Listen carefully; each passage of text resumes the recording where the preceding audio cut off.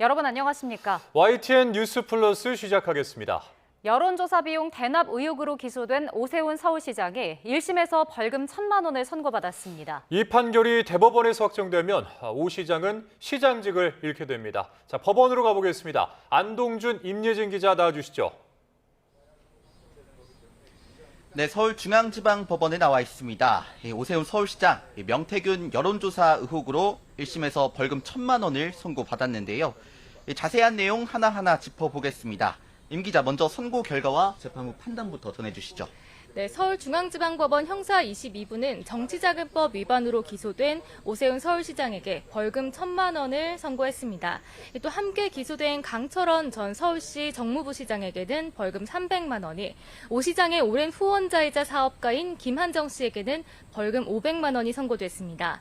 구체적으로 재판부는 지난 2021년 1월 22일부터 같은 해 2월 18일까지 오세훈 시장이 명태균 씨에게 의뢰한 5번의 여론조사를 유죄로 인정했는데요. 이 특검은 오 시장이 명 씨에게 10차례 여론조사를 의뢰하고 비용을 대납했다고 기소했는데 이 가운데 절반이 인정된 겁니다. 다만 10번째 여론조사에 대해서는 오 시장이 의뢰한 사실은 인정되지만 돈이 한 달 뒤 입금돼 이에 대한 비용인지는 불명확해 대납을 인정하지는 않았습니다. 이에 따라 2021년 2월 1일부터 2월 18일까지 김 씨가 대납한 2,100만 원을 정치자금 기부로 인정한다고 판단했습니다. 네, 안 기자, 재판부가 벌금 1,000만 원을 선고한 이유도 설명해 주시죠. 네, 재판부는 여론조사 비용 납부 과정을 은밀히 감춰 여론조사 공표를 실현하려는 목적과 결부해볼 때 죄질이 좋지 않다며 양형 이유를 설명했습니다.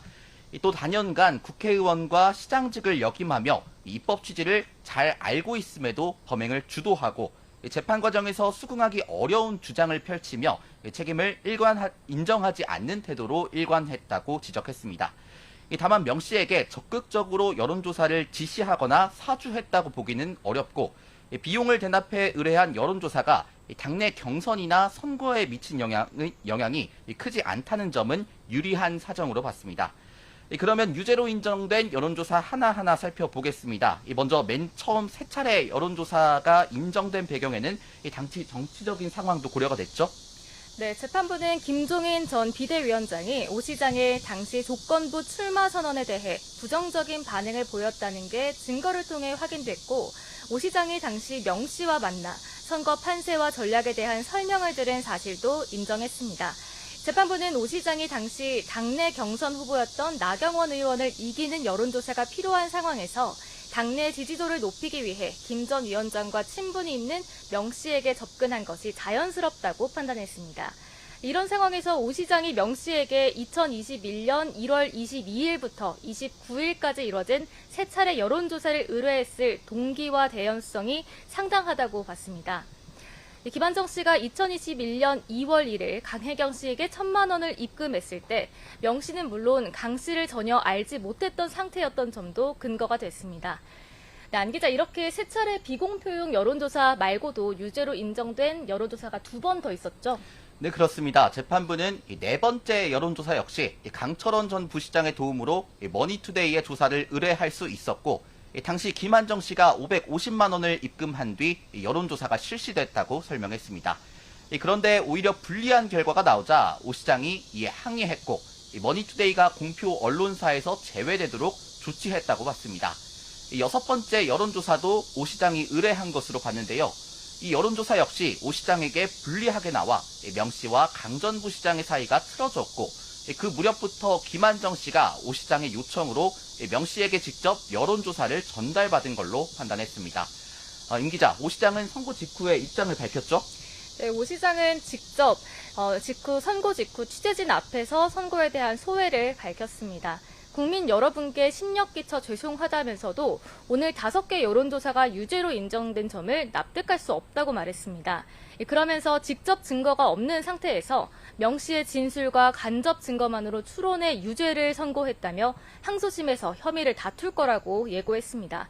반면 김건희 특검팀은 정치적인 주장에 영향을 받지 않고 오직 증거와 법리에 기초해 유무죄 판단을 내렸다며 재판부에 감사의 뜻을 표했습니다. 다만 징역형을 구형했지만 벌금형이 나온 데 대해서는 판결문을 세밀하게 검토해 항소 여부를 의논할 거라고 설명했습니다. 네, 오 시장 말씀드린 대로 1심에서 벌금 1,000만 원을 선고받았습니다. 이 판결이 대법원에서 확정될 경우 오 시장은 시장직을 잃게 됩니다. 그만큼 항소심과 상고심 결과도 주목되는 상황입니다. 지금까지 법원에서 전해드렸습니다. 오세훈 서울시장이 1심에서 시장직 상실형을 선고받자 정치권 반응은 엇갈렸습니다. 민주당은 사필 규정이라고 환영했고 국민의힘은 법리와 증거보단 정치적 파장을 우선한 판결이라고 맞섰습니다. 자, 국회로 가보겠습니다. 박정영 기자, 민주당 반응부터 전해주시죠. 네, 민주당은 명백한 정치자금법 위반이자 민주주의 근간인 선거제도를 훼손한 범죄 사실이 법원에서 입증됐다며 사필 규정이라고 의미를 부여했습니다. 그런데도 오세훈 서울시장이 특검과 민주당이 억지 유죄를 강요한다, 반성은커녕 뻔뻔한 태도로 일관해왔다며 이로써 더는 구차한 변명이 설 자리를 잃었다고 꼬집었습니다. 이제는 자신의 죄를 겸허히 인정하고 법적, 정치적 책임을 다하라고 날선 조언도 남겼습니다. 개별 의원들도 법원의 판결을 환영한다는 취지의 SNS 글을 잇따라 쏟아내고 있는데요. 우선 박지원 의원은 장동혁 대표의 재선거 꿈을 아이러니하게 오세훈 시장이 이뤄준 격이 됐다며 항소는 포기하고 벌금이나 납부하는 게 속죄의 길이라고 적었고요. 지난 6.3 선거 당시 민주당 서울시장 경선에 나왔던 박주민 전현희 의원 등도 범죄의 중대성과 국민 눈높이에 비춰볼 때 아쉬운 결과라면서도 신속한 재판을 강조했습니다.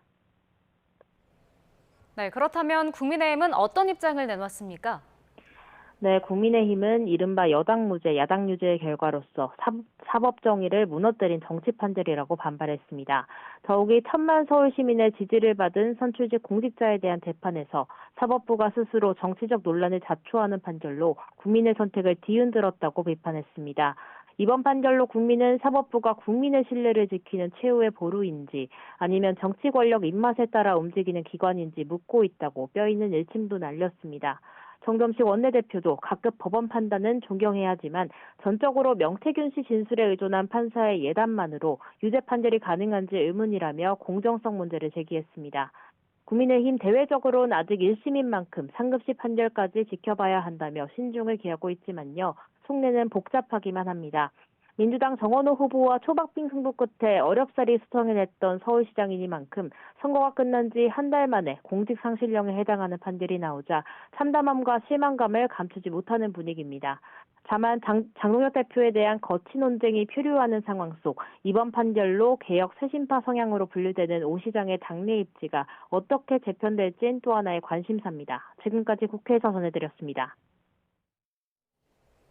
관저 이전 공사 특혜 의혹을 받는 김건희 씨가 2차 종합특검에 처음 출석했습니다. 네, 김 씨는 조사 내내 진술을 거부했는데 특검은 김 씨가 공사 수주부터 비용 지급, 감사 무마에 이르기까지 영향력을 행사한 게 아닌지 살피고 있습니다. 우정훈 기자입니다. 2차 종합특검이 관저 이전 특혜 의혹을 받는 김건희 씨를 처음 불러 조사했습니다. 김 씨는 친분 있는 21g 측으로부터 디올 의류 등 고가 물품을 받고 자격 없는 21g이 공사를 따내는 데 관여한 혐의를 받습니다. 김 씨는 디올 의류 등은 대리 구매일 뿐이고 업체 선정에 개입한 적 없다는 입장인데 혐의는 다 지금 부인을 하고 있고요. 그냥 특검에 지금 얘기하고 있는 언론에서 나오는 거는 그냥 특검의 이제 일방적인 주장일 뿐인 거고요. 특검 조사에서는 진술을 모두 거부한 것으로 알려졌습니다. 특검은 21g에 지급된 공사비 28억 원이 행정안전부 예산으로 불법 전용되는데 김 씨가 개입했는지도 조사하고 있습니다.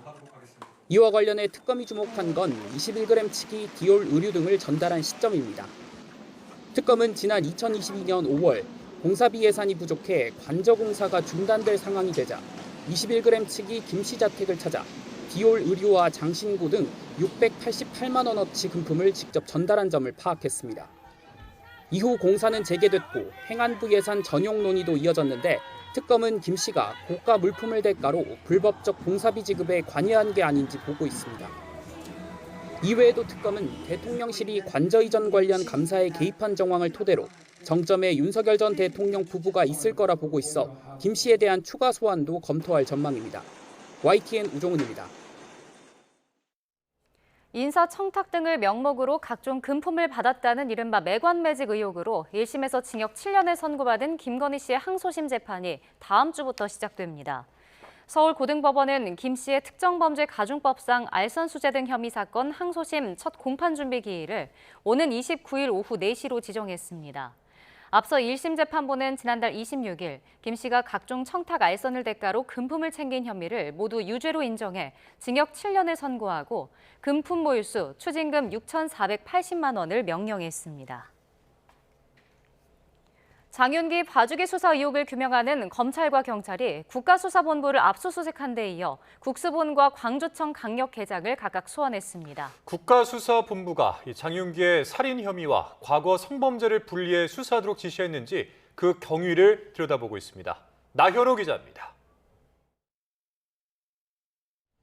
검찰과 경찰은 각각 국가수사본부를 동시에 압수수색하며 강제 수사에 나섰습니다.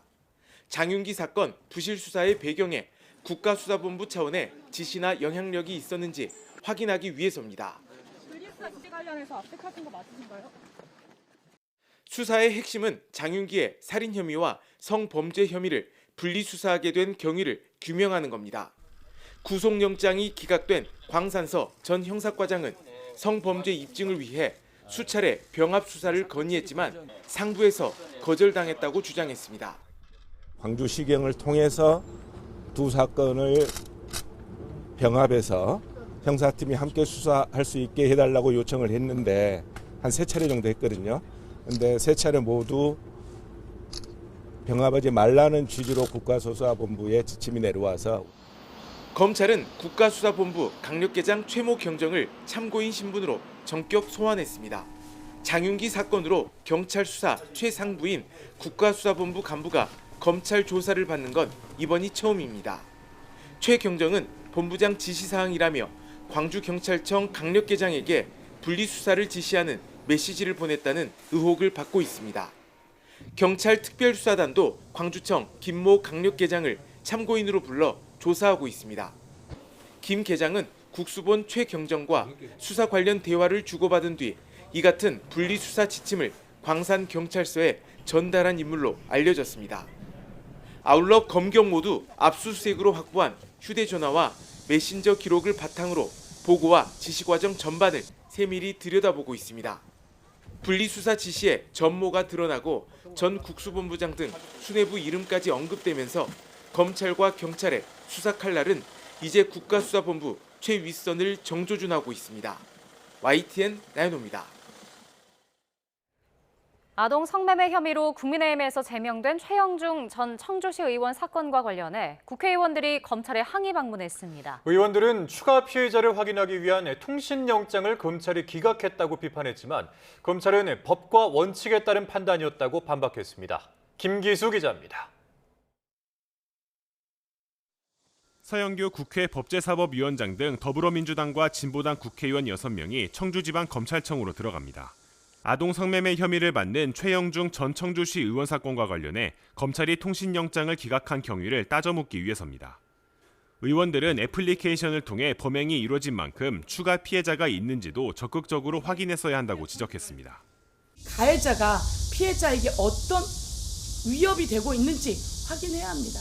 그리고 또 다른 피해자들이 어떻게 특정될 수 있는지 이 통신 내역을 통해서 확인할 수 있는 과정입니다. 앞서 검찰은 경찰이 신청한 압수수색 영장에 대해선 보완을 요구하고 통신영장은 기각했습니다. 이후 경찰은 압수수색 영장을 보완해 다시 신청했고 지난 15일 최 전 의원을 압수수색했습니다. 강제수사 당일 경찰은 구속영장도 신청했는데 구속 필요성이 설명이 안 됐다는 검찰의 지적에 접수를 취소했습니다. 검찰은 압수수색 영장에는 증거자료 등이 부족해 보완을 요구했고 통신영장은 혐의 소명과 필요 사유가 각각 다른 피해자로 기재돼 기각했다고 설명했습니다. 또 일부에서 제기한 정치권 연관 가능성에 대해서는 통신영장을 기각할 당시에는 최 전 의원이 시의원이라는 사실도 알지 못했고 이후 출국금지 요청 자료를 통해 신분을 확인했다며 연관 가능성을 부인했습니다. 영장 처리의 적절성을 둘러싼 논란이 이어지는 가운데 검찰은 피해 아동의 2차 피해를 막고 수사가 마무리되도록 경찰과 협력하겠다고 밝힌 상황. 경찰은 압수한 증거물에 대한 포렌식을 마치는 대로 최 전 의원에 대한 구속영장을 신청할 방침입니다. YTN 김규수입니다. 인천 성남동 쿠팡 물류센터 화재가 초진은 됐지만 내부 진입이 어려워 잔불 진화 작업이 길어지고 있습니다. 아직 집에 돌아가지 못한 주민 200여 명이 머무는 임시 대피소도 당분간은 유지될 예정입니다. 김희영 기자입니다. 까맣게 그을린 물류센터 상층부 곳곳이 뻥 뚫렸습니다. 건물 인근에는 떨어진 철판이 휘어진 채 나뒹 겁니다. 지난 20일 인천 쿠팡 물류센터 화재가 초진된 뒤에도 현장에서는 잔불을 끄는 작업이 며칠째 이어졌습니다. 고가 차량이 건물 바깥에서 물을 쏘는 동안에도 한동안 건물 위쪽에서는 하얀 연기가 조금씩 새어나왔습니다. 소방당국은 내부에 진입해 남은 불씨가 없는지 최종 확인한 뒤 완진 선언을 할 것으로 보입니다. 하지만 남아있는 열기와 붕괴 우려 등 안전 문제로 불이 났던 층에 아직 들어가지 못해 진화 작업이 마무리되기까지는 시간이 더 걸릴 전망입니다. 인근 학교에 마련된 임시 대피소도 당분간 유지됩니다. 대피령은 해제됐지만 200명 넘는 주민이 집으로 돌아가지 못하고 있기 때문입니다. 불난 냄새가 나요. 아직까지 집 앞에 가면 마스크 안 써도 그냥 못 가요. 청소도 처음 다 하고 이래 들어가야지 지금 못 들어가요. 불씨가 있을 수 있잖아요. 만약 그게 배터리 붙으면은. 경찰 전담 수사팀은 불이 완전히 꺼지는 대로 관계기관과 합동 감식에 나설 계획입니다. 특히 소방이 가연물이 대량으로 적재돼 강한 열기로 방화 셔터가 녹아내리는 등 방화구역이 무력화됐다고 지적한 만큼 경찰도 물류센터의 구조와 안전설비에 문제는 없었는지 조사할 것으로 보입니다. YTN 김희영입니다. 쿠팡 풀필먼트 서비스 CFS가 인천 성남동 물류센터 화재로 피해를 입은 로켓크루스 입점 판매자들의 재고 손실을 전액 보상하기로 했다고 밝혔습니다. 화재가 발생한 공간은 물론 불이 번지지 않은 공간에 보관된 재고까지 모두 보상 대상에 포함하기로 했으며 화재 조사와 보험 처리 절차가 끝나기 전이라도 회사 책임으로 선제적인 보상을 추진하기로 했습니다. 쿠팡은 통상 화재 피해 조사와 손해 사정에 장기간이 소요되고 또 판매자가 손실을 직접 입증해야 하는 부담이 있지만 판매자들의 경영 불안과 영업 차질을 최소화하기 위해 이 같은 결정을 내렸다고 설명했습니다. 충남 아산에 2시간 동안 100mm가 넘는 기습적인 폭우가 쏟아지면서 도로와 주택이 침수됐습니다. 갑자기 집으로 빗물이 쏟아져 들어오자 일부 주민은 창문으로 탈출해야 했고 또 불어난 물에 차에 고립됐던 8명이 구조되기도 했습니다. 오승훈 기자입니다. 하천이 범람하면서 마을 안까지 물이 들어찼습니다. 거센 물살에 부서져 내린 다리 난간. 다리 위에는 우의를 입은 주민 한 명이 아슬아슬하게 서 있습니다. 새벽 시간 충남 아산에 시간당 60mm가 넘는 기습폭우가 2시간가량 쏟아지면서 주택과 도로가 물에 잠겼습니다. 물이 들어찼을 당시 수압으로 집 안에는 이렇게 창문이 뜯겨 나가 있고 바닥에는 LPG 가스통이 위태롭게 나뒹굴고 있습니다. 순식간에 집 안까지 물이 들어차자 현관문조차 열리지 않았고 대피하려던 주민은 발을 동동 구르다 가까스로 구출됐습니다. 문이 안 열리니까 저 창문을 열고 싱크대 위에 올라가서 그 주방 그 창으로 해서 조그만 창으로 해서 거기서 이제 구출을 받았어요. 개업을 앞둔 가게도 피해를 봤습니다. 손님 맞을 기대감에 준비를 하던 상황에서 가게가 물에 잠겨버리자 허탈한 마음뿐입니다. 카페 오픈하려고 인테리어 다 해놓고 주방기기 다 들여놓고 바닥 공사도 다 하고 집기도 다 들여놨는데 지금 뻘이랑 물이 다 들어와가지고 지금 피해가 이제 막심한 상황이고. 충남 아산에서는 불어난 물로 집안에 갇혔던 주민과 도로 침수로 차량에 고립됐던 운전자 등 모두 8명이 구조됐습니다. 나무가 쓰러지거나 토사가 유출됐다는 피해도 46건이 접수됐습니다. 1년 만에 또다시 수해를 입었다며 답답해하는 주민들. 정부와 지자체 차원의 신속한 복구 지원을 기다리고 있습니다. YTN 오승훈입니다. 오늘도 중부는 산발적인 호우, 남부는 폭염이 이어졌습니다. 네, 같은 장마인데도 경남은 가뭄을 걱정할 만큼 날씨가 크게 엇갈리고 있는데 다음 주에는 비 예보가 없어서 장마 종료 가능성에도 관심이 쏠리고 있습니다. 김민경 기자의 보도입니다. 밤사이 서해에서 다가온 비구름대가 또 중부에 강한 비를 뿌렸습니다. 새벽 한때 충남 아산에는 1시간에 62mm, 경기 안성에도 시간당 56mm의 폭우가 쏟아졌습니다. 정체전선이 중부지방에 머물면서 중부에는 연일 강한 비가 내렸다 그치기를 반복하고 있습니다.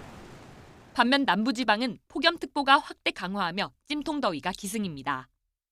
이 가운데 경남은 가뭄 우려가 커지고 있습니다. 기상가뭄지수는 보통 수준까지 올라섰고 댐 저수율도 곳곳에서 지난해보다 크게 낮아졌습니다. 특히 일부 댐은 가뭄 심각 단계까지 접어들었습니다. 중부는 연일 폭우, 남부는 폭염 속 가뭄까지. 극과 극으로 엇갈린 올여름 장마도 점차 끝을 향하는 흐름입니다. 중기예보에 다음 주 내내 전국에 뚜렷한 비 예보가 없기 때문입니다. 하지만 고기압이 아직 안정적이지 않아 아직 장마 종료를 단정하기는 이릅니다. 일본 동쪽에서 북태평양 고기압의 연결이 다소 약한 모습을 보이고 있습니다. 그래서 북쪽의 찬 공기나 저기압의 영향을 받을 경우에는 기압계가 다시금 변할 가능성도 있어서 이번 주 후반에 기압계의 변화를 조금 더 확인한 뒤에 장마 종료 여부를 판단할 수 있을 것으로 현재 전망되고 있습니다. 장마 종료 여부는 다음 주 북태평양 고기압이 얼마나 안정적으로 자리 잡느냐에 달려 있습니다. YTN 김민경입니다.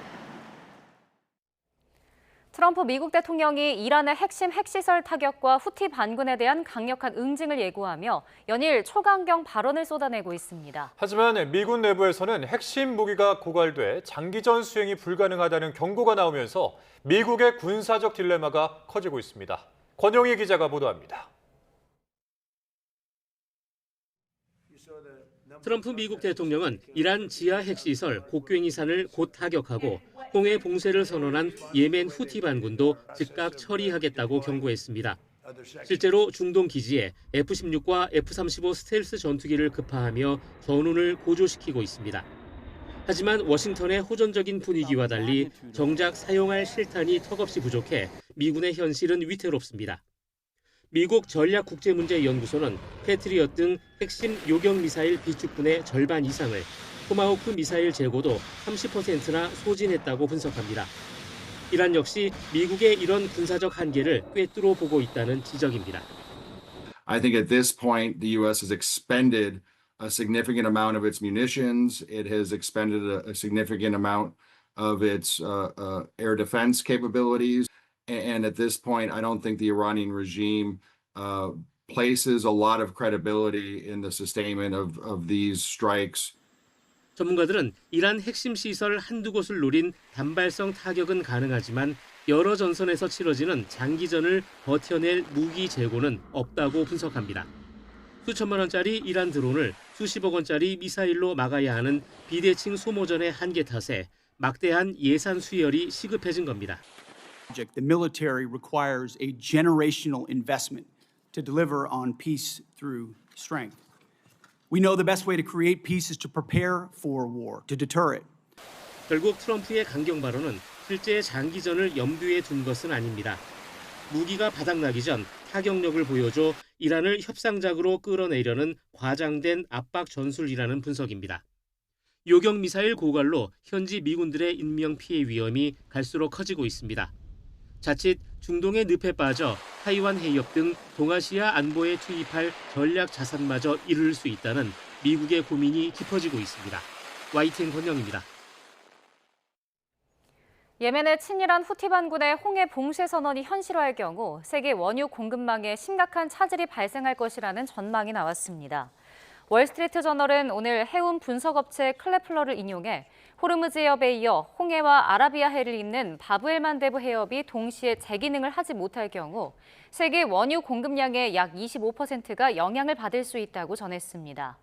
후티가 예고한 대로 사우디를 상대로 해상 봉쇄에 들어가면 통항량은 현재 절반 수준으로 감소할 수 있고 봉쇄 대상을 확대한다면 감소폭은 더욱 커질 것이라고 클래플러는 전망했습니다. 검찰 보안수사권 폐지를 두고 당 안팎에서 신중론이 잇따르고 있지만 더불어민주당이 사실상 전면 폐지 방침을 공식화했습니다. 국민의힘의 반발소, 다음 달 전당대회 전까지 입법 속도전에 나설 것으로 보입니다. 황보혜경 기자입니다. 보안 수사권 폐지를 두고 팽팽히 맞섰던 전문가 공청회 이튿날, 민주당 지도부 첫 일성은 작은 빈틈도 허용할 수 없다였습니다. 검사는 수사하지 않는다는 원칙이 검찰개혁의 출발이자 완성이라며 사실상 보안 수사권 전면 폐지를 공식 천명했습니다. 당의 총의를 하나로 모을 시점이 왔습니다. 여기서 멈추거나 타협한다면 검찰청의 간판만 공소청으로 바뀔 뿐 피해자 보호를 위해 보안 수사권을 일부 남겨둬야 한다는 주장에도 선을 그었습니다. 경찰에 대한 보안 수사 요구권을 실질화하고 부실 수사관 교체나 징계 등 제도적 장치를 통해 범죄 피해자를 더 두텁게 보호할 수 있다고 강조했습니다. 보안 수사권을 둘러싼 당내 이견에 전당대회를 앞두고 계파 갈등까지 격화하자 지도부가 서둘러 교통 정리에 나선 건데 청와대와도 사전 교감이 있었던 거로 전해졌습니다. 이어진 법사위 전체 회의에선 민주당은 최영중 전 청주시의원의 아동 성매매 의혹을 고리로 거듭 검찰 때리기를 이어갔습니다. 통신영장을 신청했는데 그것을 검사가 반려했다고 합니다. 13세 미만 아동 성매매 관련입니다. 이 같은 집권 여당의 속도전 채비에 국민의힘은 장윤기 사건과 관련한 경찰청 국가수사본부 압수수색 사실 등을 거론하며 보안 수사권 존치에 거듭 힘을 실었습니다. 수사 주체에서 은폐 주범이 된 국수본, 민주당은 이런 현실은 외면한 채 검사는 수사하지 않는다는 정치 구호만 되풀이하고 있습니다. 그러나 민주당은 법사위 심사 과정에서 충분한 보완책을 더한 완전 폐지 법안을 마련한다는 방침을 세운 거로 전해졌습니다. 조만간 추가 의원총회를 거쳐 당론까지 확정한 뒤 8.17 전당대회 전 법안을 처리한다는 방침인데 당 일각에선 이미 결론을 정해놓은 채 수기 절차를 거친 거냐는 불만의 목소리도 흘러나옵니다. YTN 황보혜경입니다. 더불어민주당 전당대회를 앞두고 이른바 신천지 개입설을 둘러싼 당권 주자들 간 공방이 가열되고 있습니다. 재건축론으로 논란이 됐던 유시민 작가는 이번에는 어물전론을 거론하며 이재명 대통령을 거듭 비판했습니다. 양동훈 기자입니다. 더불어민주당 당권 주자인 김민석 전 국무총리가 꺼내든 신천지 전당대회 개입설에 송영길 전 대표도 참전했습니다. 윤석열 전 대통령이 승리한 지난 2021년 국민의힘 대선 후보 경선에 신천지가 개입했다는 얘기를 홍준표 전 대구시장으로부터 들었다며 민주당도 경계해야 한다고 말했습니다. 어떤 법이 통과된 가 잘 봐야 되는데 특히 저는 왜 통일교 신천지 특검법이 통과 안 되게 됐는지 그 과정을 한번 살펴보려고 합니다. 공세가 이어지자 친천계에서는 잇따라 반발이 터져나왔습니다. 근거를 제시하지 못할 거면 사퇴하라고 공격 수위도 높였습니다. 정청래 전 대표도 직접 나서 경고장을 날렸습니다. 당사자께서 앞으로 어떻게 행동하는지 지켜보고 가장 강력한 응징을 하겠습니다. 신천지 측도 사실무근이라는 공식 입장을 직접 발표했지만 친명계에선 신천지 개입 제보센터를 만들겠다 맞섰습니다. 김 전 총리 역시 특정 후보를 거론한 적은 없다면서도 물러서진 않았습니다. 저는 신천지의 정치 개입의 문제점에 대해서만 지적했고 그것을 특정 후보와 연결시키는 것에 대해서까지 제가 책임질 필요는 없을 것 같습니다. 이런 가운데 이른바 재건축론과 필패론으로 잇따라 논란의 중심에 선 유시민 작가는 절대 권력은 100% 부패한다며 어물전론을 꺼내들고 이 대통령을 다시 겨냥했습니다. 어떤 제약도 가하지 않고 어떤 비판도 가하지 않고 어떤 제한도 두지 않고 내버려두면 모든 어물전은 다 썩은 내를 풍기게 돼 있어요. 김 전 총리는 엉터리 예언이다. 동지의 언어에 썩은 내는 없다고 비판했는데 정 전 대표는 이번에도 별다른 언급을 하지 않았습니다. 민주당은 내일 전당대회 예비 경선을 마치고 당대표 후보를 3명으로 압축할 예정인데 후보들 간의 서로를 향한 공세와 프레임 대결도 더욱 거세질 전망입니다. YTN 양동훈입니다. 국민의힘 중앙윤리위원회가 당대표나 당에 대한 단순한 비판 발언은 원칙적으로 징계 대상이 아니라면서도 의도성을 가지고 반복적이거나 조직적이고 지속적일 경우 예외로 두기로 했습니다. 당 윤리위는 오늘 오전 비공개 회의 후 보도자료를 내고 제소된 안건에 대한 징계 기준 설정과 안건 분류 논의를 진행한 뒤 이같이 결정했다고 밝혔습니다. 이는 장동혁 대표가 지난달 유튜브에서 당내에서 지도부를 공격한다며 언급한 김재섭, 김용태 의원 등을 징계안에서 잠정 제외했다는 의미로 풀이됩니다. 국민의힘이 이재명 대통령이 분당 아파트를 매각할 당시 근저당권 약 17억 원을 설정한 것을 청와대가 통상적 방식이라고 주장한 것에 대해 그런 집주인이 몇이나 있냐며 총공세를 펼쳤습니다. 장동혁 대표는 오늘 SNS에 강남에 매도자 대출이 등장했다고 한다며 이재명식 더불어 근저당이 고가주택 매매의 뉴노멀이 될 모양이라고 꼬집었습니다. 정점식 원내대표도 SNS에 본인 아파트를 근저당 끼워 팔아버린 기상천외한 외상거래야말로 편법의 전형이라며 공정과 상식을 파괴한 주범은 바로 이 대통령이라고 적었습니다. 청와대가 이재명 대통령이 분당 아파트 매도 과정에서 설정한 17억 7천만 원 근저당에 대한 이자를 받지 않기로 했다고 밝혔습니다.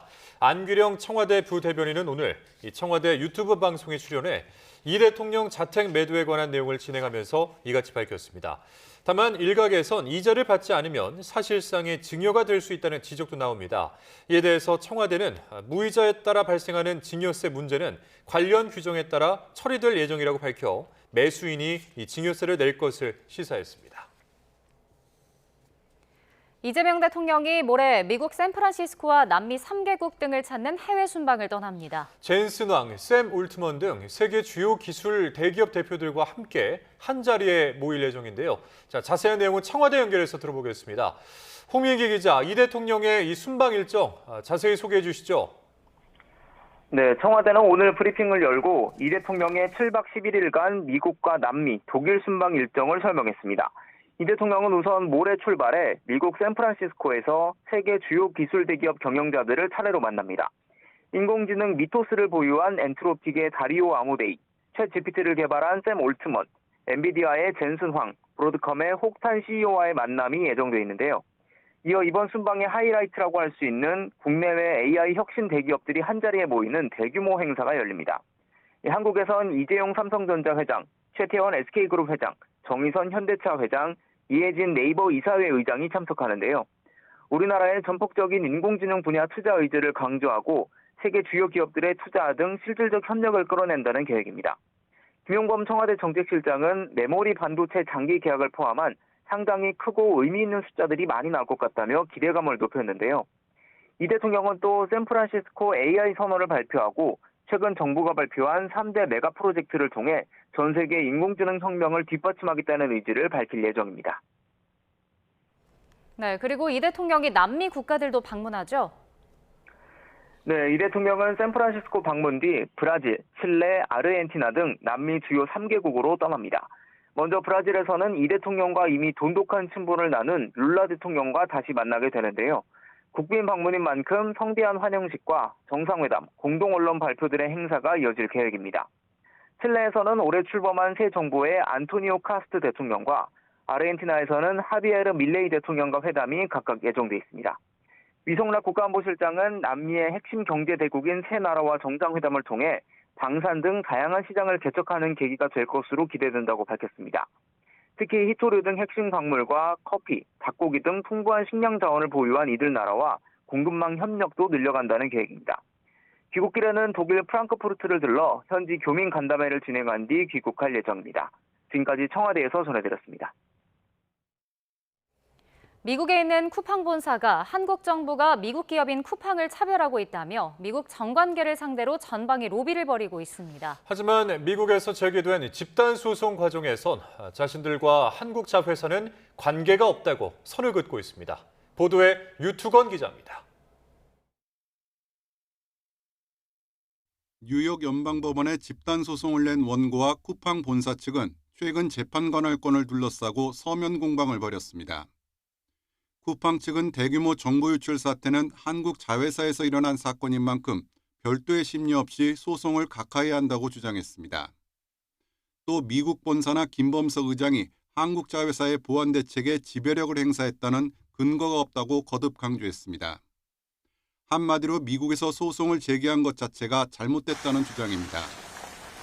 하지만 쿠팡 측은 그동안 한국 정부의 각종 규제가 미국 기업에 대한 차별이라고 주장하며 광범위한 로비를 벌여왔습니다.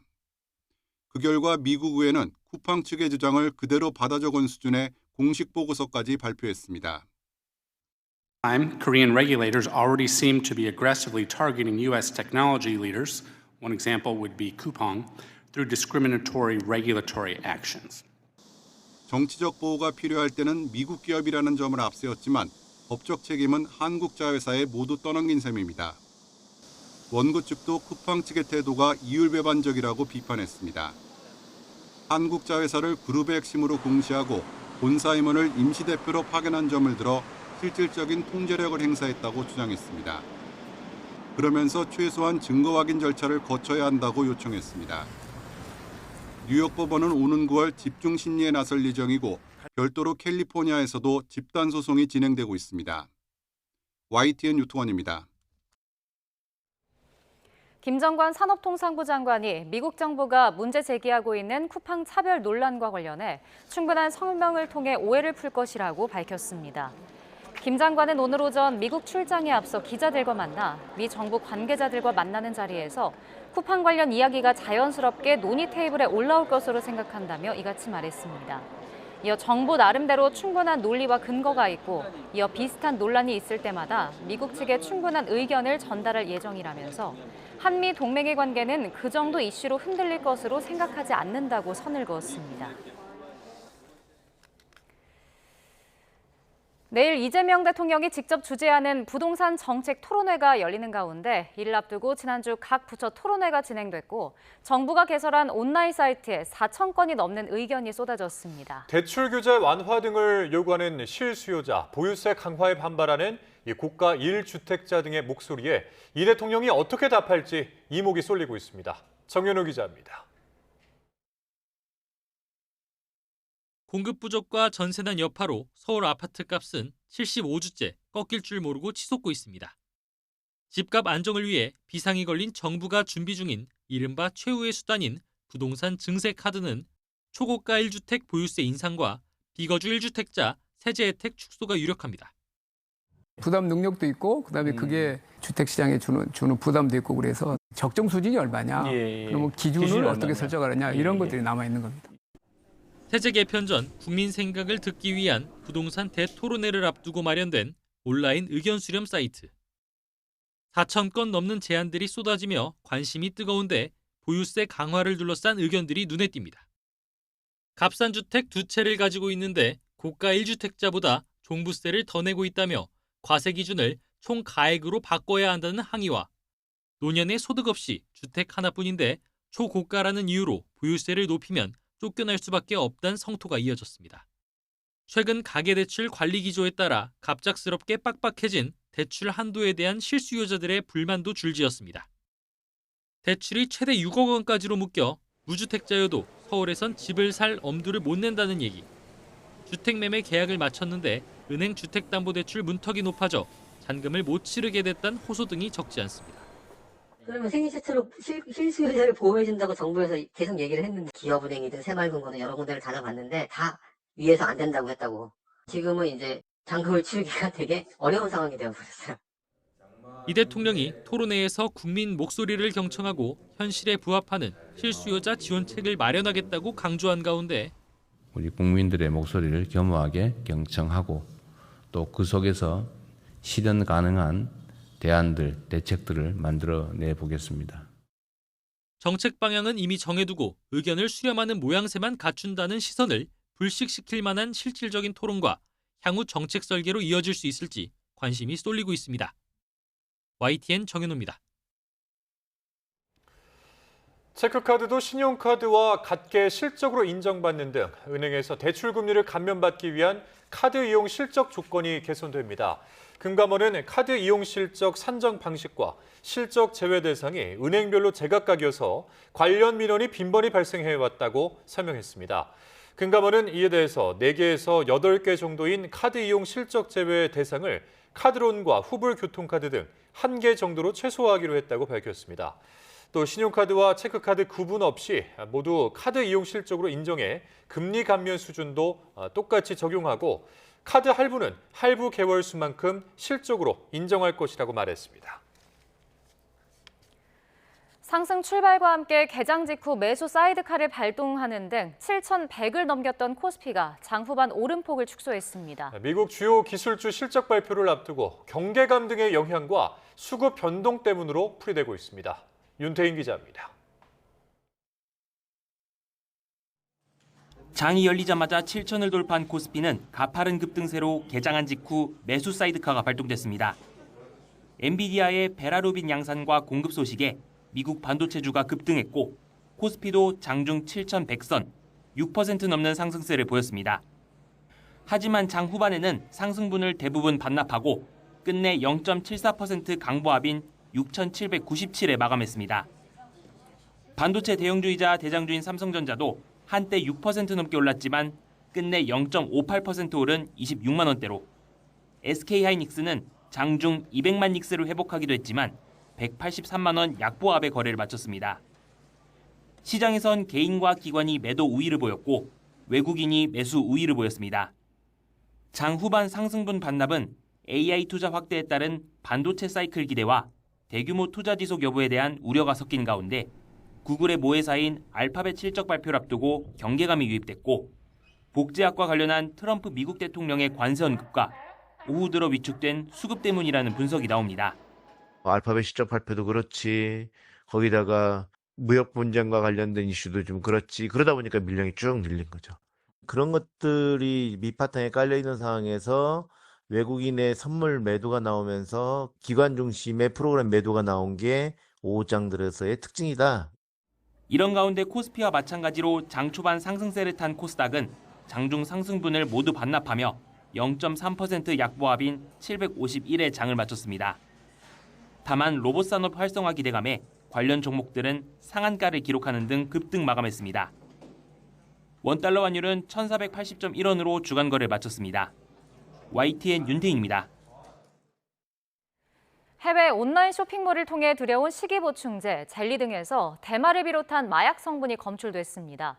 마약류가 함유된 식품은 심각한 부작용은 물론이고 반입 시 처벌받을 수 있는 만큼 해외 직구 때 제품 성분을 꼼꼼히 따져봐야겠습니다. 이문석 기자입니다. 해외 온라인 사이트에서 판매하는 젤리입니다. 흔한 군것질거리로 보이지만 대마 성분이 들어있습니다. 젤리는 물론이고 식이보충제와 초콜릿, 음료까지. 대마, 칸나 같은 마약류 키워드나 그림이 찍힌 해외 식품 32개를 성분 분석했더니 22종에서 마약류가 나왔습니다. 환각을 일으키는 대마 성분을 비롯해 중독성 있는 니트라지닌까지 검출된 마약류만 11가지에 달합니다. 사고단절이나 정서불안 같은 심각한 부작용이 뒤따를 수 있지만 해외 직구로 쉽게 국내에 반입됐습니다. 반대로 단속은 쉽지 않습니다. 식품의약품안전처는 현재까지 마약 등 위해 성분이 확인된 4,700여 식품의 해외 직구를 막았습니다. 그러나 나라마다 마약 규제가 다르다 보니 제품 판매를 아예 못하게 하는데 한계가 있습니다. 해당 나라에서는 대마 제품의 유통이 합법화되어 있기 때문에 그 부분에 대한 사이트를 이제 우리 국가에서 차단하는 것은 좀 어려움이 있다라고. 대신 식약처는 마약류가 든 제품이 우리 국민에게 노출되지 않도록 방송미디어통신심의위원회에 접속 차단을 요청했습니다. 또 이를 알고도 고의로 반입한 소비자가 있을 수 있다고 보고 관세청과 협의해 추가 조사를 진행할 계획입니다. YTN 이무석입니다. 올해 상반기 국경에서 국내 유입을 목적으로 한 마약류가 역대 최대 규모로 적발됐습니다. 올해 상반기 적발된 마약은 모두 767건, 1,007kg으로 우리나라 전체 인구의 65%인 3,358만 명이 동시에 투약할 수 있는 양입니다. 유입 경로 가운데 여행자 적발 건수가 285건에서 509건으로 79% 가장 많이 증가했는데 국제우편과 특송화물에 대한 엑스레이 검사가 강화된 영향으로 관세청은 분석했습니다.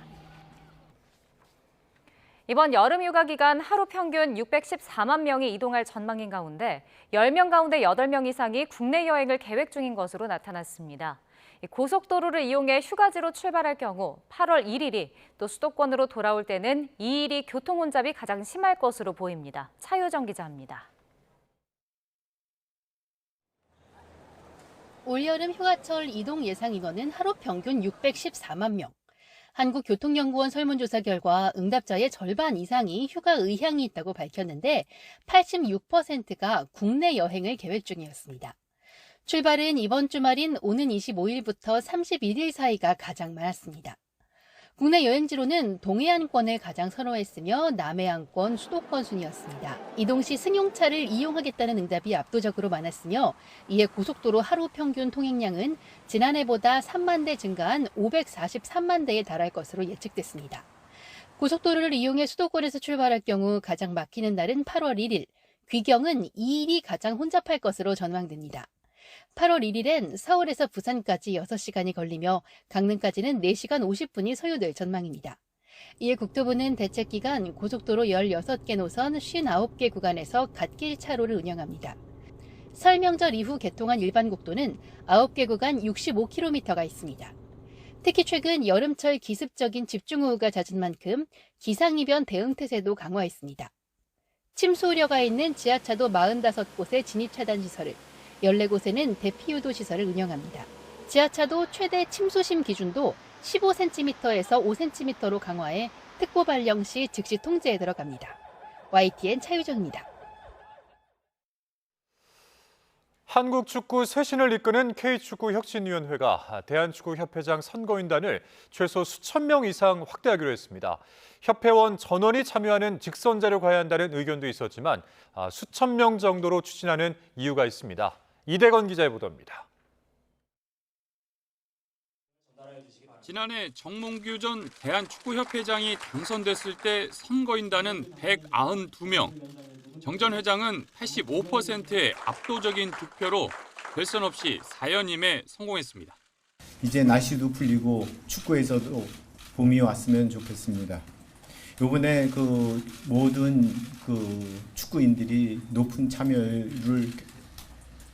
참여를 해주셨습니다.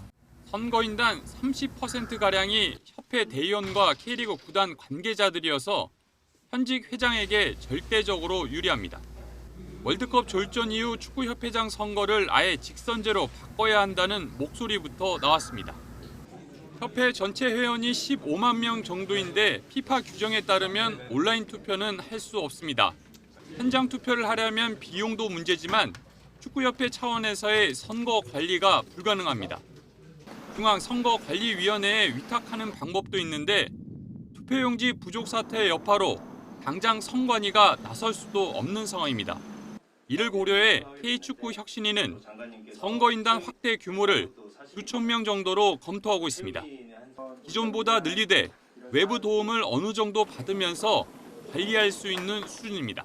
협회가 선거인단을 늘려서 혼자 축구협회만으로 할 수 있을 거라고 생각하지는 않기 때문에 당연히 도움이 필요할 거라고 생각을 하는데 핵심은 소수가 밀면 당선되는 구조를 차단하는 겁니다. 결국 이를 위한 가장 현실적인 선거인단 수를 정하는 게 혁신위의 최대 고민입니다. YTN 이더울입니다. 걸그룹 뉴진스가 멤버들의 전속 계약 분쟁 이후 처음으로 새 콘텐츠를 공개했습니다. 멤버 4명이 1년여 만에 한 영상에 함께 모습을 드러내면서 활동 재개가 임박한 게 아니냐, 이러한 관측이 나오고 있습니다. 김정아 기자가 보도합니다.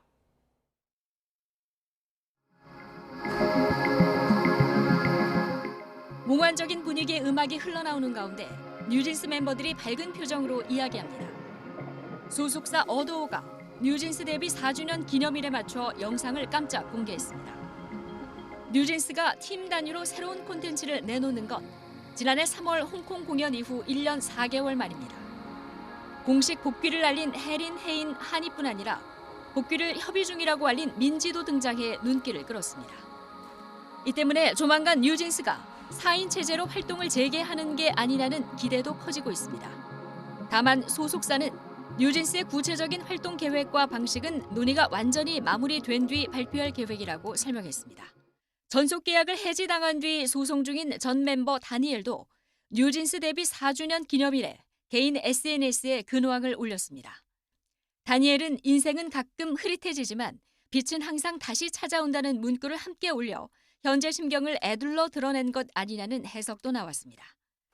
뉴진스는 지난 2024년 발표한 Right Now가 최근 세계 최대 음악 스트리밍 플랫폼에서 누적 재생 1억 회를 넘어서며 통산 16번째 1억 스트리밍 곡을 배출하는 등 활동 중단 이후에도 변함없는 인기를 이어가고 있습니다. 전속 계약 분쟁으로 멈춰섰던 뉴진스의 시간이 다시 움직이기 시작할지 주목됩니다. YTN 김정아입니다. 아직 장마가 끝을 보이지 않고 있습니다. 내일도 중부를 중심으로 장맛비가 오겠는데요.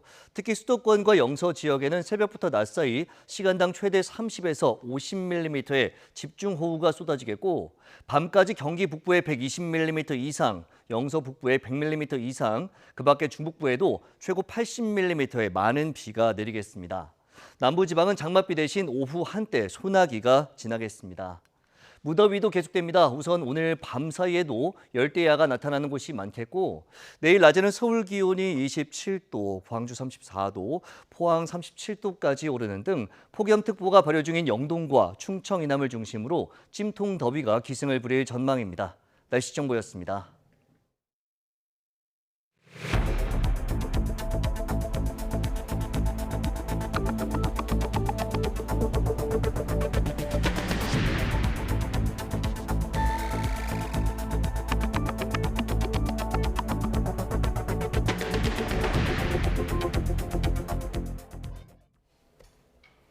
정치 브로커 명태균 씨 관련 여론조사 비용을 후원자에게 대신 내게 한 혐의를 받는 오세훈 서울시장이 1심에서 벌금 1,000만 원을 선고받았습니다. 네, 형이 대법원에서 확정되면 시장직을 잃게 됩니다. 권준수 기자가 보도합니다. 2021년 서울시장 보궐선거 당시 명태균 씨로부터 여론조사 결과를 받고 조사 비용 3천여만 원을 후원자에게 대납하게 한 혐의를 받는 오세훈 시장. 기소 7개월여 만에 열린 1심 선고에서 법원은 오 시장에게 벌금 1,000만 원을 선고했습니다. 재판부는 명 씨 측이 실시한 여론조사 10건 가운데 통화 메신저 기록과 비용 지급 경위가 일치하는 5건을 유죄로 판단했습니다. 나머지 5건은 오 시장 측의 의뢰 사실이나 대납 연관성이 충분히 입증되지 않았다고 봤습니다. 재판부는 그러면서 오 시장이 비용 지급 과정을 은밀히 감췄다며 죄질이 좋지 않다고 지적했습니다. 서울시장 등을 역임하면서 정치자금법의 입법 취지나 내용을 잘 알고 있었음에도 범행을 주도했고 이 사건 재판 과정에서 선뜻 수긍하기 어려운 여러 주장을 펼치면서 책임을 제대로 인정하지 않는 함께 재판에 넘겨진 강철원 전 서울시 정무부 시장에게는 벌금 300만 원, 후원자인 사업가 김한정 씨에게는 벌금 500만 원이 각각 선고됐습니다. 특검은 피고인 전원 유죄에 증거와 법리에 따른 판단이라며 판결을 환영했습니다. 반면 오 시장 측은 판결을 납득하기 어렵다며 즉각 항소 의사를 밝혔습니다. 현행법상 정치자금법 위반으로 벌금 100만 원 이상의 형이 확정되면 서울시장 당선은 무효가 되는 만큼 항소심에서도 오 시장 측과 특검의 치열한 법정 공방이 이어질 전망입니다. YTN 권춘수입니다.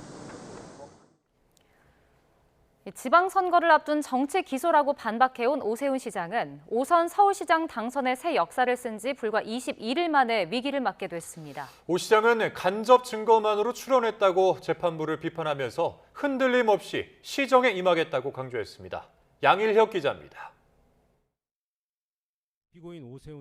선거 직후 법정 밖으로 나온 오세훈 서울시장. 고개를 살짝 숙인 뒤 심려를 끼쳐 죄송하다고 운을 뗐습니다. 하지만 곧바로 신빙성 없는 진술과 간접 증거만으로 추론했다며 1심 재판부를 비판했습니다. 납득할 수 없습니다. 전부 다 무죄가 나오든지 이게 아마 맞을 겁니다. 재판에 넘겨진 상태에서 지방선거를 치른 오 시장은 민주당 정원호 후보를 상대로 대역전극을 펼치며 사상 첫 5선 서울시장 타이틀을 거머쥐었습니다. 5번의 선택에는 5배 이상의 책임이 따른다는 사실을 잘 알고 있습니다. 오늘 저는 그 무거운 책임감을 안고 이 자리에 섰습니다. 현 정부의 부동산 정책을 강도 높게 비판하고 청년 정책에도 힘쏟으며 야당 서울시장으로서 존재감을 키워왔습니다. 하지만 시장직 상실령이 나오면서 민선국이 의욕적으로 추진했던 사업들도 속도 조절이 불가피해졌습니다. 오 시장은 선고 직후 흔들림 없이 시정을 유지하겠다는 입장을 시 간부들에게 전했습니다. 재판이 진행되는 동안 명태균 씨에게 여론조사를 의뢰하거나 대납을 지시한 적이 없다며 정치 수사라는 입장을 거듭 밝혀왔던 오 시장. 정치적 목적이 만들어낸 하명 특검이었으며 지방선거 일정에 맞추어서 특별히 기획된 하명 기소였습니다. 확정 판결까지 시장직은 유지하겠지만 특검법상 최종심까지 6개월 안에 결과를 뒤집어야 하는 만큼 재판 준비는 큰 부담입니다. 사상 첫 5선 서울시장이라는 새 역사를 쓰며 민선 9기의 문을 열었던 오세훈 시장. 취임 21일 만에 시장직 상실형이라는 최대 위기를 맞게 됐습니다. YTN 양일혁입니다. 오 시장이 1심에서 시장직 상실형을 선고받자 여야 표정은 극명히 나뉘었습니다. 민주당은 정치적, 법적 책임을 다하라며 항소 포기와 시장직 사퇴를 촉구한 반면 국민의힘은 사법부가 1000만 서울 시민의 선택을 뒤흔들었다며 판결의 공정성에 의문을 띄웠습니다. 박정현 기자입니다. 오세훈 서울시장에게 1심에서 시장직 상실형이 선고되자 더불어민주당은 사필 규정 결과라고 입을 모았습니다. 이번 사건의 본질은 정치 브로커에게 의뢰한 여론조사를 활용하고 비용을 후원자에게 대납시킨 선거범죄라며 오 시장을 향해 더는 구차한 변명은 말고 법의 엄중한 심판을 받아들이라고 촉구했습니다. 선거 직전까지도 특검과 민주당이 억지 유죄를 강요한다고 주장하면서 반성은커녕 뻔뻔한 태도를 일관해왔죠. 자신의 죄를 겸허히 인정하고 법적, 정치적 책임을 져야 합니다. 장동혁 대표의 재선거 꿈을 아이러니하게 오 시장이 이뤄준 격이 됐다고 비꼬면서 속죄의 길은 항소 포기와 시장직 사퇴밖에 없다고 압박 수위도 거듭 끌어올렸습니다. 특히 지난 6.3 선거 당시 민주당 서울시장 경선 후보로 뛰었던 의원들도 이딴 메시지를 내고 범죄의 중대성과 국민 눈높이에 비춰볼 때 아쉬운 결과다. 더 이상의 재판 지연은 안 된다고 촉구했습니다. 국민의힘은 법리와 증거보다 정치적 파장을 우선 고려한 판결이라며 강력히 규탄했습니다. 1000만 시민의 선택을 받은 선출직 공직자 재판에서 사법부가 스스로 정치적 논란을 자초한 셈이라며 또 한 번 여당 무죄, 야당 유죄의 기준이 적용됐다고 바짝 날을 세웠습니다. 사법부가 국민의 신뢰를 지키는 최후의 보루인지 아니면 정치 권력의 입맛에 따라 움직이는 기관인지 국민들에게 묻게 만드는 중대한 사건입니다. 특히 전적으로 명태균 씨 진술에만 의존한 판사의 예단만으로 유죄 판결이 나올 수 있는지 의문이라며 상급시 판단에서 바로잡히길 기대해야 한다고 밝혔습니다. 다만 초박빙 승부 끝에 어렵사리 지켜낸 서울시장 자리니만큼 지방선거 한 달여 만에 나온 판결에 침통함을 감추지 못하는 분위기도 역력합니다. YTN 박정현입니다. 검찰과 경찰이 장윤기 사건 초동 수사 과정에 살인과 성범죄 사건을 분리 수사하게 된 경위를 파악하기 위해 국가수사본부와 광주경찰청 강력계장을 각각 조사하고 있습니다. 광주지방검찰청은 오늘 오전 10시 국가수사본부 강력계장 최모경정을 참고인 신분으로 불러 조사하고 있습니다. 검찰은 장윤기 사건 당시 국가수사본부가 여고생 살인과 성범죄 사건을 각각 분리해 수사하라고 지시한 경위를 파악하고 있습니다. 경찰청 특별수사단도 장윤기의 살인과 성범죄 사건을 따로 수사하도록 한 국수본 지침을 광산경찰서 전 형사과장에게 전달한 것으로 알려진 광주경찰청 강력계장 김모경정을 참고인 신분으로 불러 조사하고 있습니다. 경찰청 국가수사본부 특별수사단이 장윤기가 범행 이전부터 이 피해 여고생과 알던 사이가 아니라고 밝혔습니다. 특별수사단은 장윤기가 전부터 피해 여고생을 알고 있었을 정황을 포착해 압수영장을 집행하는 등 수사에 나섰지만 결국 모르던 사이라고 결론 내렸습니다. 앞서 특별수사단은 중간 수사 결과 발표에서 장윤기가 쓰던 휴대전화 공기계에서 피해 여고생을 일방적으로 알았을 정황이 확인됐다고 발표한 바 있습니다. 검찰이 전 광산경찰서 형사과장을 피의자 신분으로 소환해 수사 개입과 국수본의 분리수사 지시 여부 등을 확인하고 있습니다. 하지만 1차 책임자로 지목된 전 형사과장의 구속영장이 기각되면서 경찰 지휘부를 향한 수사에 어려움이 예상됩니다. 오선열 기자입니다. 광산경찰서 전 형사과장 박모경정이 변호인과 함께 검찰청으로 들어섭니다. 자신에 대한 구속영장이 법원에서 기각된 이튿날 피의자 신분으로 검찰에 소환된 겁니다. 구속은 분리수사 지시 누구한테 받았습니까? 검찰은 박경정을 상대로 수사 개입과 국가수사본부의 분리수사 지시 의혹 전반을 확인하고 있다고 밝혔습니다. 박경정은 앞서 열린 구속 전 피의자 신문에서 윗선의 부당한 지시는 물론 자신이 지시를 내린 적도 없다며 혐의를 강하게 부인했습니다. 제가 사건 처리 과정에 윗선의 어떤 부당한 지시나 저 또한 지시를 내린 적이 없고 부실 수사의 1차 책임자로 지목된 박경정의 신병 확보에 실패하면서 전 광산경찰서장과 광주경찰청 수뇌부로 향하려던 경찰특별수사단의 수사는 일단 제동이 걸렸습니다. 특히 출근 금지 조처를 내린 전 광산경찰서장을 소환하려던 계획도 미뤄졌습니다. 여기에 구속을 면한 박경정 측과 일선 수사진이 국가수사본부 지시로 사건이 분리됐다고 주장하면서 의혹이 국수본의 수사 개입 쪽으로 걷잡을 수 없이 번지는 상황. 경찰 특별수사단이 국수본으로부터 독립된 별도 수사팀을 꾸렸지만 결국 같은 경찰 조직을 수사해야 한다는 점에서 셀프 수사라는 한계와 논란은 당분간 계속될 전망입니다. YTN 오세리입니다.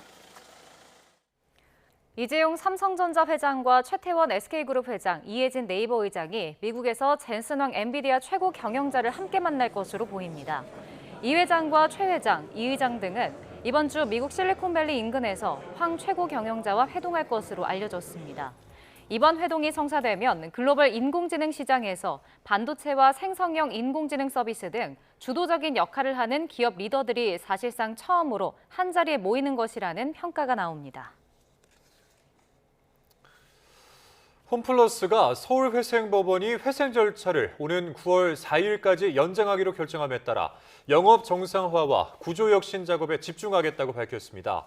홈플러스는 긴급 운영자금, DIP 대출금이 들어오는 대로 임시 휴업 중인 핵심 점포 67곳의 영업을 재개하고 상품 대금과 연체 임대료, 또 공공요금 등을 우선 지급할 계획이라고 설명했습니다. 또 매출 비중이 높은 생필품을 우선 확보해 현금 흐름을 개선하고 온라인 부문은 수도권 16개 점포부터 영업을 시작해 배송 번역을 점차 확대할 방침이라고 밝혔습니다.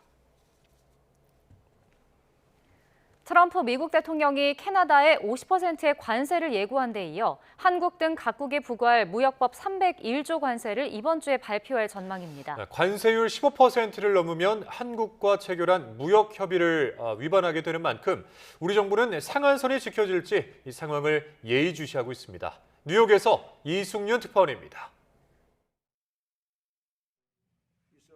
트럼프 대통령은 이웃나라 캐나다에 거의 한 세기 전인 지난 1930년에 제정된 관세법 338조를 근거로 관세 폭탄을 투하했습니다. Canada's been very, very tough on us over the years, for many years, and no other president's done anything about it. I love Canada. 산불 부실 관리 책임을 묻겠다며 관세를 언급하더니 약 한 달 뒤 캐나다산 시멘트와 와인, 하키채에 50%의 추가 관세를 예고한 겁니다.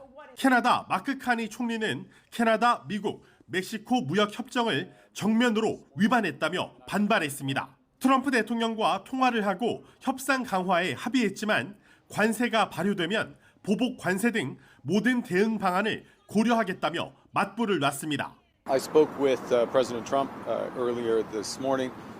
We agreed to intensify negotiations in the coming weeks, but in parallel, when I say we will do whatever it takes and keep all options, obviously.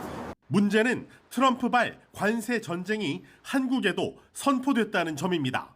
연방 대법원의 상호 관세 위법 판결 이후 트럼프 행정부가 대안으로 도입한 10% 글로벌 관세는 미 동부 시간 24일 만료됩니다. 트럼프 대통령은 이를 대체할 무역법 301조 관세를 이번 주에 발표할 전망인데 한미 무역 합의 결과물인 15% 관세율 상한선이 지켜지느냐가 관건입니다. 그동안 미국 무역 대표부는 한국 등 각국의 과잉 생산과 강제 노동을 조사했습니다. 이미 예고된 강제 노동 관세 12.5%에 곧 발표될 과잉 생산 관세가 추가되는데 두 관세율의 합이 15%를 넘으면 한미 무역 합의 위반에 해당합니다. 한국 정부는 조선협력 등 대미 투자를 약속한 만큼 합의가 존중될 것으로 믿고 있지만 트럼프 행정부가 강경 무역 정책을 밀어붙일 가능성에 대비해 상황을 예의주시하고 있습니다. 뉴욕에서 YTN 이승윤입니다. 김정관 산업통상부 장관이 미국 정부가 문제 제기하고 있는 쿠팡 차별 논란과 관련해 충분한 설명을 통해 오해를 풀 것이라고 밝혔습니다.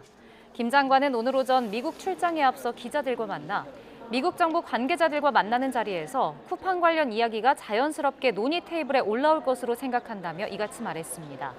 이어 정부 나름대로 충분한 논리와 근거가 있고 이어 비슷한 논란이 있을 때마다 미국 측에 충분한 의견을 전달할 예정이라며 한미 동맹의 관계는 그 정도 이슈로 흔들릴 것으로 생각하지 않는다고 선을 그었습니다. 코스피가 외국인의 2조 6천억 원이 넘는 순매수에 힘입어서 이틀 연속 상승했습니다.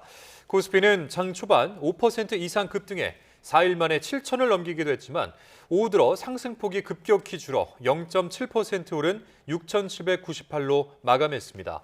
코스피가 급등하자 개장한 지 10분도 채 지나지 않아 매수 사이드카가 이틀째 발동됐습니다. 코스피 대장주 삼성전자와 SK하이닉스는 뉴욕 증시에서 메모리 반도체주 강세 영향으로 장 초반 급등했지만 이 상승폭을 대부분 반납해 소폭 상승한 채 장을 마쳤습니다. 내일 열리는 부동산 정책 국민 대토론회에 전문가는 물론 유튜버와 부동산 카페 운영진, 일반 시민까지 140명이 참석해 이재명 대통령과 100분 동안 토론을 합니다. 토론회를 기점으로 주택 공급과 세제 금융을 아우르는 이 부동산 정책의 윤곽이 드러날 것으로 보입니다. 정현호 기자입니다. 공급 부족에 서울 아파트 값은 치솟고 전세난이 이어지면서 무주택자 주거 불안이 나날이 커지는 부동산 시장. 비상에 걸린 정부가 부동산 종합대책을 내기 전 이재명 대통령이 주재하는 대토론회를 개최합니다. 100분간 진행되는 토론회는 전문가, 부동산 유튜버, 인터넷 카페 운영자 등 140명이 참석하는 가운데 일반 시민 29명이 민심 전달 창구 역할을 합니다. 핵심 쟁점 중 하나는 부동산 세제 개편. 정부가 예고한 방향은 초고가 1주택 보유세 인상과 비거주 1주택자 세제 혜택 축소로 압축됩니다. 이와 관련해 그간 온라인에선 노년의 소득 없이 주택 하나뿐인데 초고가란 이유로 보유세를 높이면 쫓겨날 수밖에 없다는 성토가 쏟아지기도 했습니다. 실거주 목적의 1주택자까지 세부담이 커져서는 안 된다는 반대 의견도 적지 않았습니다. 이와 함께 지금은 다주택자 중과세율 때문에 30억 원짜리 한 채보다 10억 원짜리 세 채의 세부담이 무거운데 종부세 과세 방식을 가액 기준으로 개편하는 방안도 도마 위에 오를 것으로 보입니다. 온라인 의견 수렴 때 가장 뜨거웠던 대출 제한 정책을 둘러싼 논란도 토론회에서 이어질 전망입니다. 생애 최초로 실수요자를 보호해준다고 정부에서 계속 얘기를 했는데 기업은행이든 새마을금고든 여러 군데를 다녀봤는데 다 위에서 안 된다고 했다고. 그래서 잔금을 치르기가 되게 어려운 상황이 되어버렸어요. 이 대통령은 국민 목소리를 경청해 정책에 반영하겠다고 거듭 강조한 가운데 우리 국민들의 목소리를 겸허하게 경청하고 또 그 속에서 실현 가능한 대안들, 대책들을 만들어내 보겠습니다. 정책 방향은 이미 정해두고 의견 수렴 모양새만 갖춘다는 일각의 시선을 불식시킬 만한 실질적인 토론이 될 수 있을지 관심이 높습니다. YTN 정윤우입니다. 이재명 대통령의 집 근저당부터 걸그룹 멤버의 청약 당첨설까지 부동산만 들어가면 늘 뜨거운 논란이 벌어집니다. 네, 왜 집 이야기는 이토록 큰 관심을 항상 끄는 건지 김승환 기자가 전해드립니다. 이재명 대통령의 분당 아파트 등기부 등본을 둘러싸고 SNS가 뜨겁게 달아올랐습니다. 이 대통령이 집을 팔면서 17억 원 넘는 근저당권을 설정했다는 보도에 관련 자료를 공유하거나 저마다 해석을 내놓은 겁니다. 지난 20일 첫 보도 이후 유튜브에도 이 대통령 근저당 관련 검색이 빠르게 늘며 큰 관심이 이어지고 있습니다. 일각에선 자연스러운 거래이자 오히려 대통령에게 불리한 조건이라고 평가하지만 강력한 대출 규제 속에 대통령이 사실상 매수자에게 자금을 빌려주는 방식으로 집을 판 게 적절하냐는 문제 제기도 잇따랐습니다.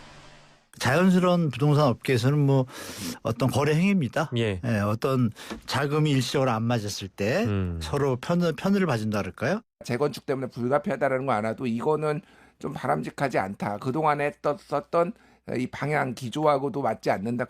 최근 인기 걸그룹 멤버가 10억 넘는 시세 차익이 예상되는 서울 방배동 아파트 청약에 당첨됐다는 보도에도 여론은 들썩였습니다. 돈이 많은 연예인이 왜 청약까지 하느냐는 비판이 나오다 상당한 현금을 마련할 수 있어야 도전 가능한 청약제도 자체에 대한 논란으로 번졌습니다.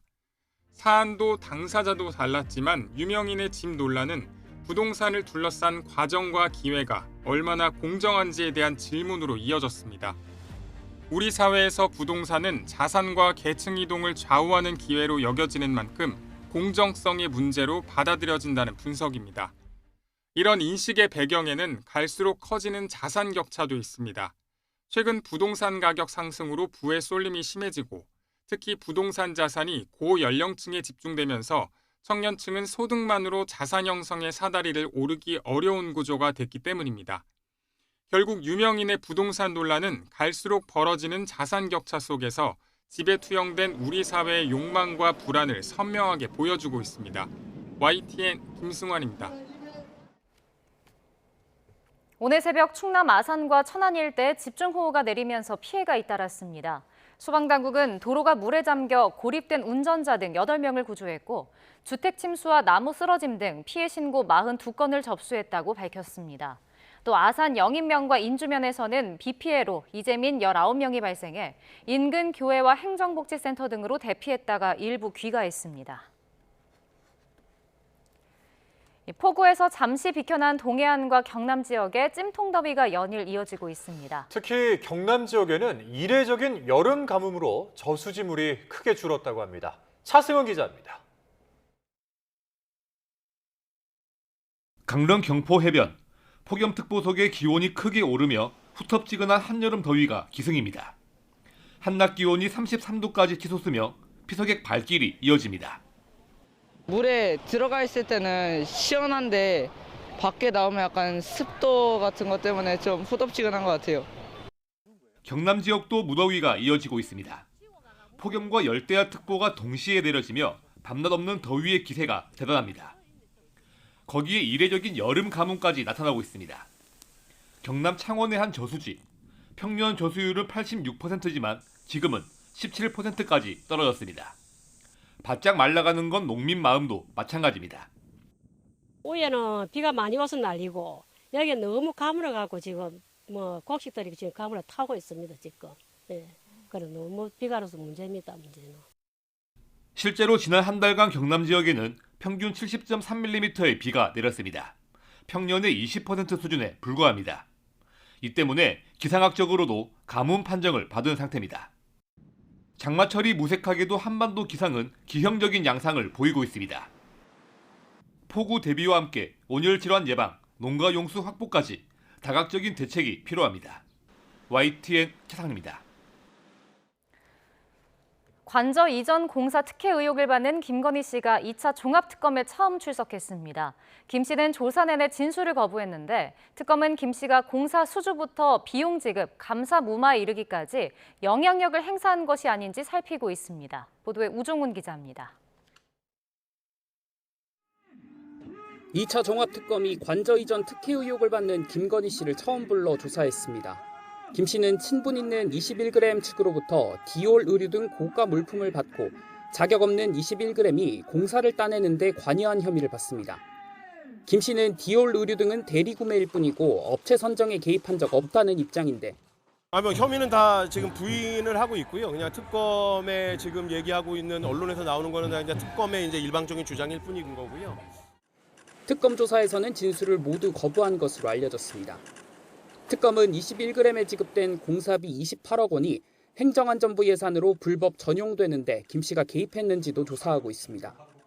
이와 관련해 특검이 주목한 건 21g 측이 디올 의류 등을 전달한 시점입니다. 특검은 지난 2022년 5월 공사비 예산이 부족해 관저 공사가 중단될 상황이 되자 21g 측이 김 씨 자택을 찾아 디올 의류와 장신구 등 688만 원어치 금품을 직접 전달한 점을 파악했습니다. 이후 공사는 재개됐고 행안부 예산 전용 논의도 이어졌는데 특검은 김 씨가 고가 물품을 대가로 불법적 공사비 지급에 관여한 게 아닌지 보고 있습니다.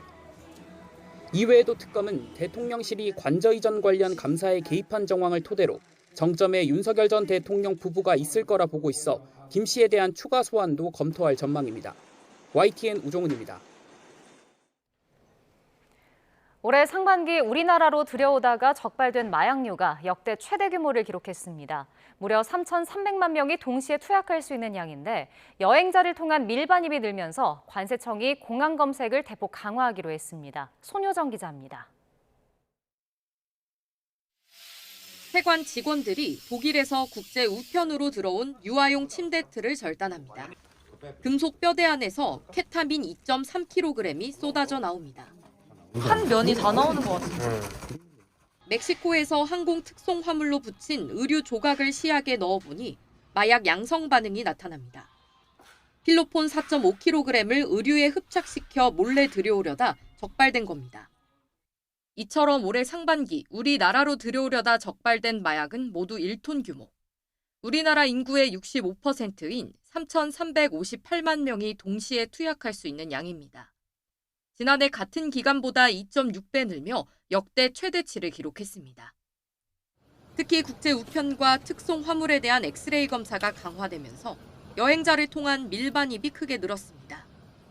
인천국제공항을 중심으로 단속이 강화되자 상대적으로 검색이 느슨할 것으로 보고 지방 공항으로 우회해 밀반입을 시도하는 사례도 잇따랐습니다. 10대 마약 사범 수도 두 자릿수로 늘며 청년층에 집중됐던 마약 밀수 범죄가 청소년층으로 확산하는 양상입니다. 해외여행 중에 지인이나 낯선 사람의 부탁으로 가방이나 물품을 대신 운반하거나 국내로 반입하는 행위는 의도치 않더라도 마약 밀수 범죄에 연루될 수 있습니다. 관세청은 화물은 물론 밀반입이 급증하는 여행자 경로에 대한 검사도 강화하기로 했습니다. 그동안 6개 공항에서 시범 운영하던 마약 전담 검사대도 정식 운영해 무범 여행자를 선별하는 단계부터 검사와 수사까지 한 곳에서 이뤄질 수 있도록 했습니다. 무범 여행객이 통과하게 될 밀리미터파 검색대입니다.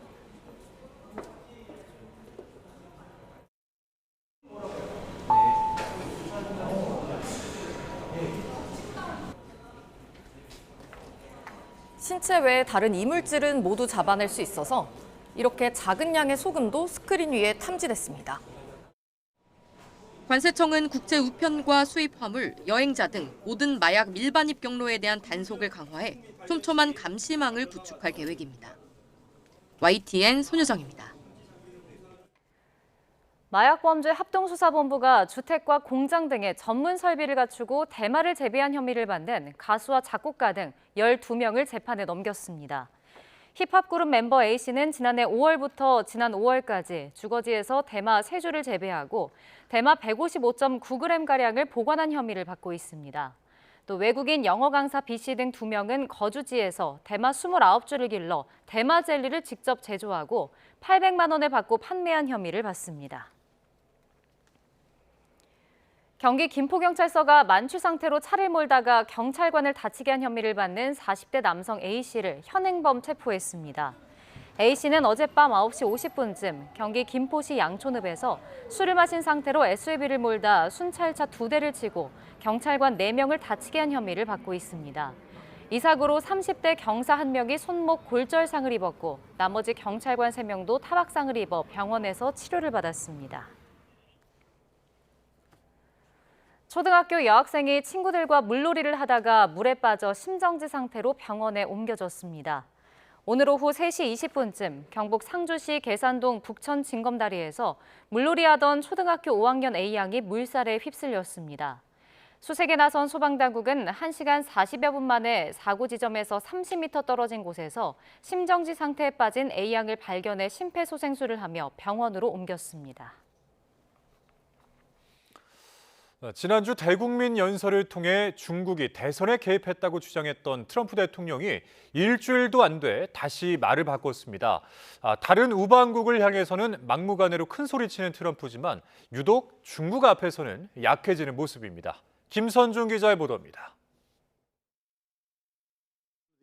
트럼프 대통령은 지난 16일 대국민 연설을 통해 이른바 부정선거 주장을 다시 꺼내들었습니다.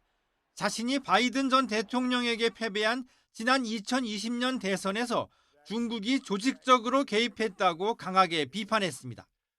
China engaged in other election-related activities to undermine my first administration and our 2020 campaign.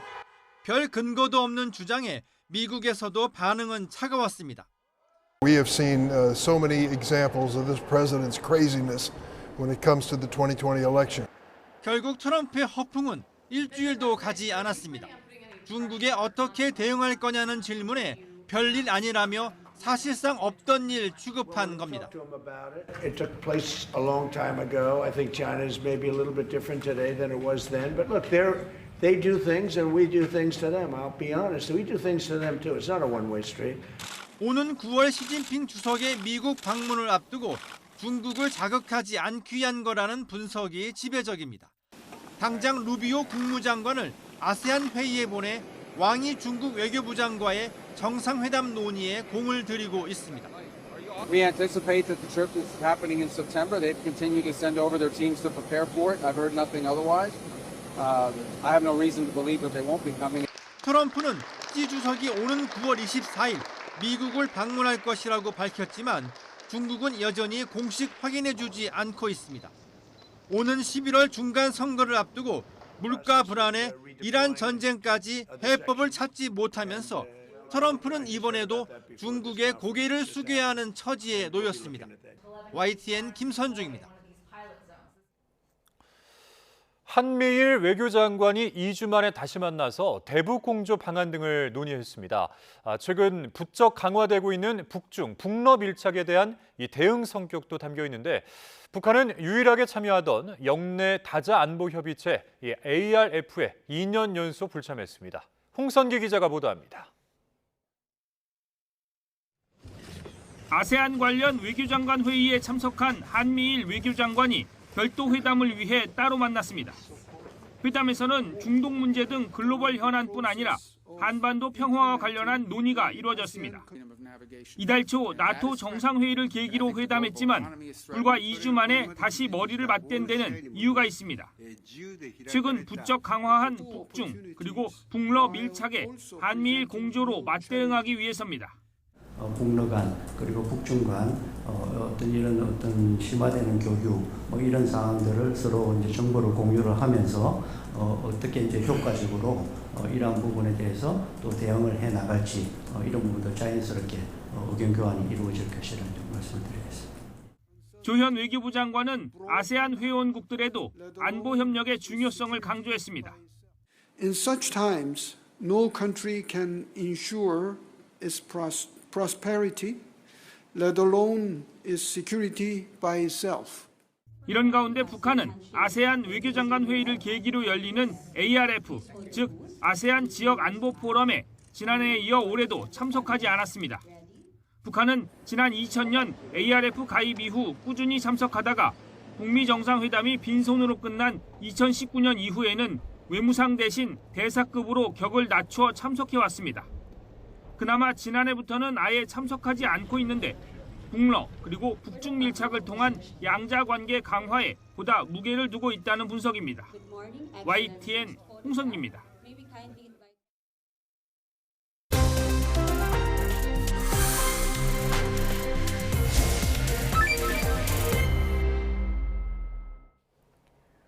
오세훈 서울시장이 여론조사 비용 대납 의혹으로 1심 재판에서 벌금 1,000만 원을 선고받았습니다. 이 판결 확정 시 시장직이 발탁되는 초유의 위기에 놓였는데 관련 내용 양재민 변호사와 함께 살펴보겠습니다. 어서 오십시오. 어서 오십시오. 안녕하세요. 네, 오늘 오세훈 시장의 1심 재판이 있었는데요. 먼저 오늘 재판부의 주문 장면부터 보시겠습니다. 대납받은 것으로 인정되는 여론조사비 액수가 2,100만 원으로 결코 작지 않습니다. 여론조사 의뢰행위와 비용 납부 과정을 은밀히 감추어 공직선거법상 금지된 후보자 의뢰 여론조사의 공표 보도를 실현하려는 목적도 결부되어 있었기 때문에 죄질이 좋지 않습니다. 주문, 피고인 오세훈을 벌금 1,000만 원, 피고인 강철원을 벌금 300만 원, 피고인 김한정을 벌금 500만 원에 각 처한다. 네, 뭐 1심에서 결국 시장직 상실형을 선고받은 건데 오늘 판결 어떻게 보셨습니까? 예상하셨나요? 개인적으로는 벌금 1,000만 원까지 예상을 하기는 좀 어려웠다라고 생각이 됩니다. 왜냐하면 이게 이제 직접 증거가 없는 그런 상황이었어요. 예를 들어서 오세훈 시장의 뭐 여론조사를 이렇게 의뢰하는 요청이 담긴 뭐 육성이 공개가 된다라든지 뭐 그런 것들이 아닌 상황이었기 때문에 사실 무죄에 대한 예측이 좀 더 무거웠다. 라고 이제 생각을 하고요.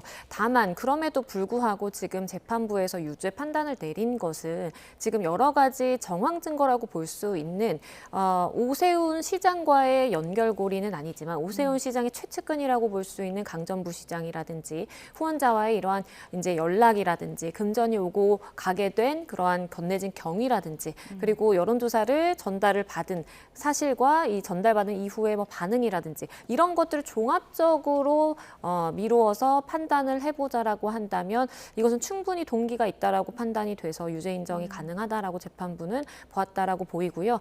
거기에 더불어서 오세훈 시장의 경우에는 이제 시장직을 여러 번 이제 당선이 돼서 이제 이행을 해오고 있는 상황이고 정치인으로서 오랜 시간을 지내온 사람이기 때문에 이러한 죄를 조금 더 무겁게 봐서 죄질이 나쁘다라는 평가도 함께 반영이 된 판결로 보여집니다. 예, 뭐 일단은 무죄 쪽에 조금 더 무게를 두셨지만 예상보다는 좀 무거운 형량이 판단이 됐다 이제 이렇게 말씀해 주셨는데 그런데 이렇게 이대로 형이 확정이 되면은 시장직도 잃고 또 차기 대선 출마도 불가능해지는 거 아니겠습니까? 어떻게 보면 이제 오세훈 서울시장 입장에서는 정치 인생 최대 위기에 빠졌다 이렇게 볼 수 있을 것 같은데요. 그렇습니다. 일단은 굉장히 정치적으로 부담이 되는 것은 맞다라고 보여지고요. 물론 이것이 1심 판결이기 때문에 지금 뭐 피선거권이 박탈된다라든지 아니면 당선이 무효가 된다라든지 이런 것은 대법원에 가서까지 이제 판단을 받아야만 재판이 이제 확정이 돼야만 이행이 되는 부분입니다. 그렇기 때문에 아직까지 뭐 시간의 여유는 있기는 하지만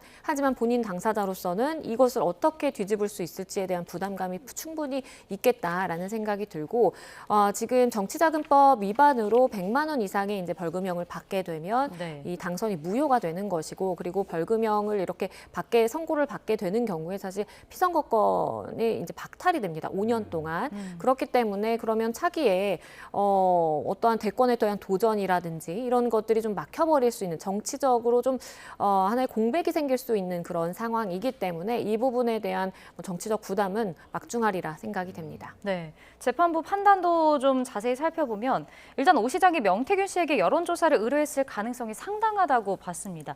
앞서 얘기해 주신 게 직접 증거는 아닌 상황이었고 결국 정황 증거라는 건데 그러면은 이것도 정황이 그냥 충분하다라고 판결을 한 건가요? 그렇습니다. 그러니까 재판부가 보기로는 일단은 오세훈 시장이 명 씨와 만남을 가진 사실은 인정을 했고 그리고 그러한 만남을 가진 이후에 오 시장의 측근인 이제 강전부시장과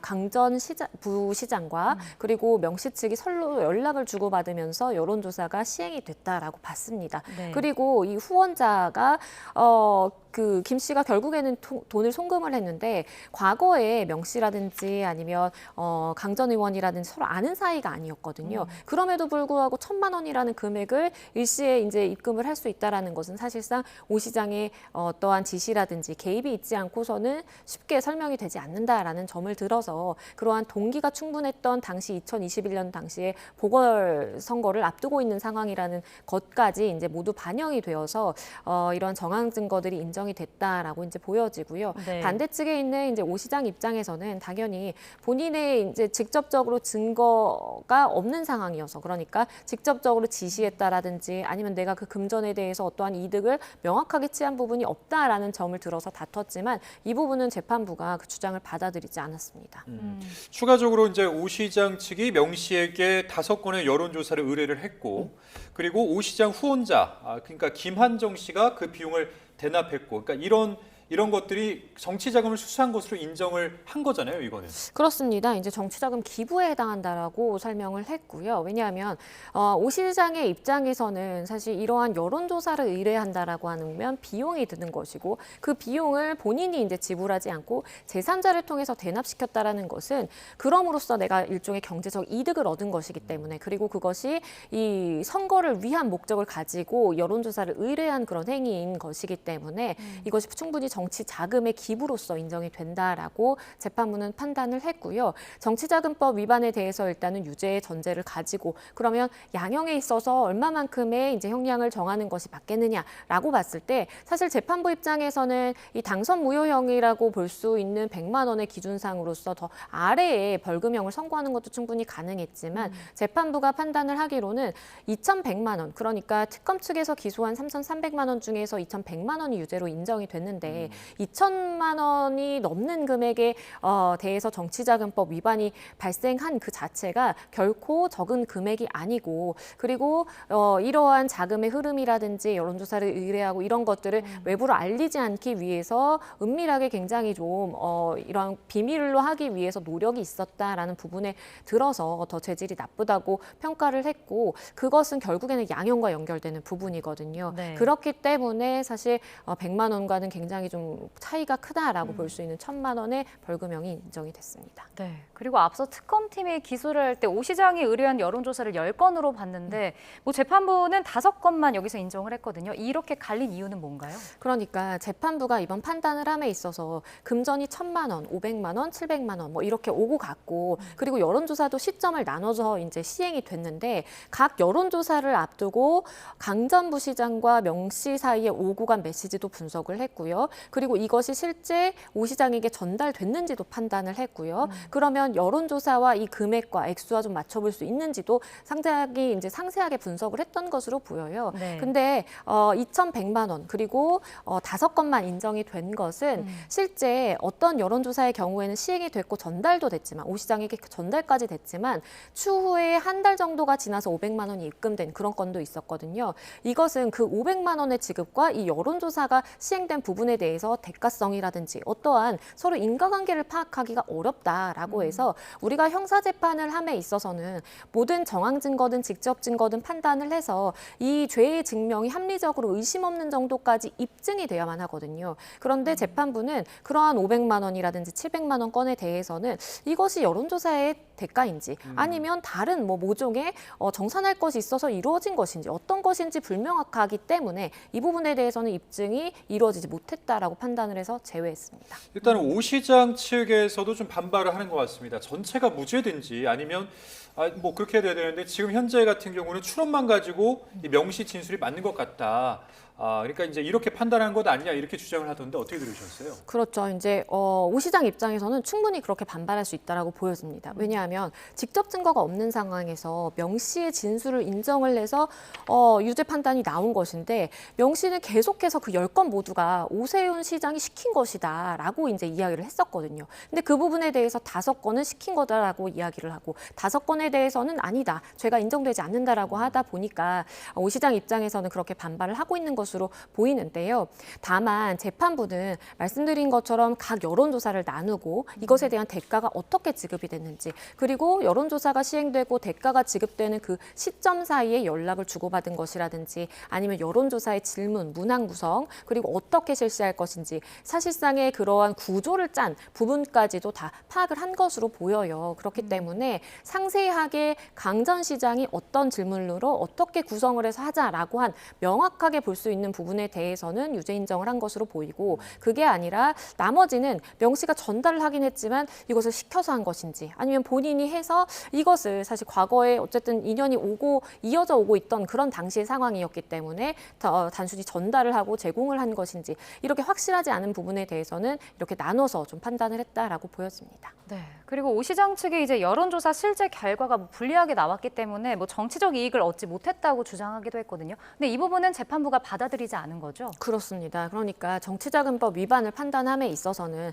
어떠한 정치자금을 제공했다라든지 그리고 요청을 했다라든지 대납을 하게 시켰다라든지 이런 것들에 대한 실질적으로 금원이 오고 가고 한 것이 중요한 것이지 그렇게 금전의 대가로서 이루어진 여론조사가 실제 나에게 유리했다라든지 아니면 이것이 선거의 실질적 결과에 도움이 됐다라든지 뭐 이런 요소는 사실상의 유죄 인정을 하는 데 있어서 고려해야 될 부분은 아니다라고 판단을 한 것으로 보여집니다. 네. 왜냐하면 오 시장의 경우에 주장을 했던 것이 아니 여론조사를 내가 맡겼으면 내 유리한 쪽으로 사실은 이제 맡겼을 것이고 그것을 설계했을 것인데 결과가 다르게 나왔다. 그걸만 보더라도 내가 시킨 게 아니다. 나와 무관하다라는 주장을 했는데 재판부가 보기로는 그러한 결과가 나온 것과 무관하게 이미 죄의 성립에는 이상이 없다. 문제가 없다라고 판단을 한 것으로 보여지고요. 네. 명확하게 요청이 있었고 대가가 지급이 됐고 그것에 따라서 여론조사가 이루어졌기 때문에 그것이 명확하게 입증되는 그 5건에 대해서는 유죄다라고 재판부는 봤습니다. 예.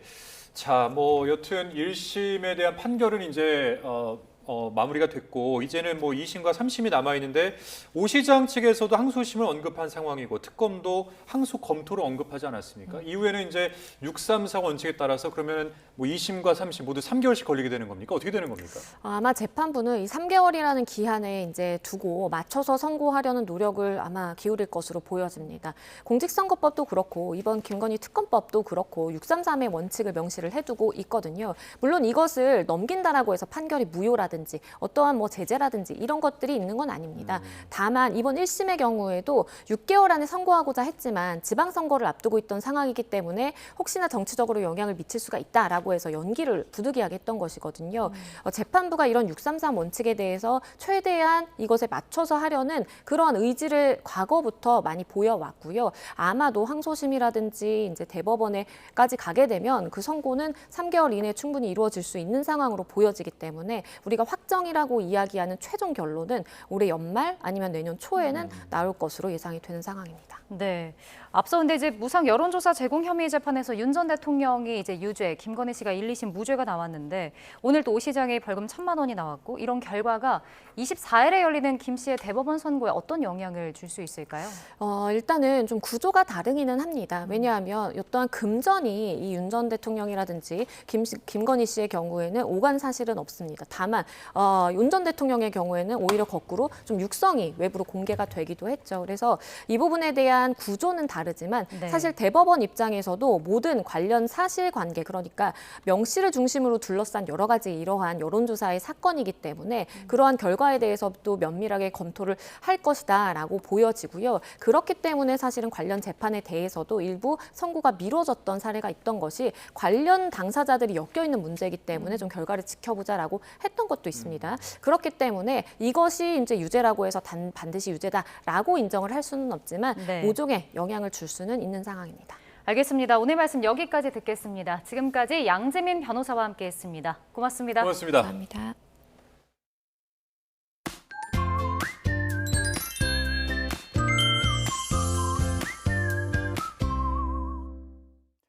장마철답게 좀처럼 파란 하늘을 보기 쉽지 않습니다. 네, 맞습니다. 내일도 대체로 흐린 가운데 중부를 중심으로는 장맛비가 이어질 텐데요. 특히 출근길에는 수도권과 영서를 중심으로 시간당 20에서 50mm 안팎의 집중 호우가 쏟아질 수 있겠습니다. 평소보다 시간 여유 두고 나오시기 바랍니다. 예상되는 비의 양은 경기 북부에 120mm 이상, 강원 북부에 100mm 이상, 수도권과 영서 남부에도 30에서 80mm가 되겠고 오후 한때 남부 곳곳으로는 5에서 40mm의 요란한 소나기가 지나겠습니다.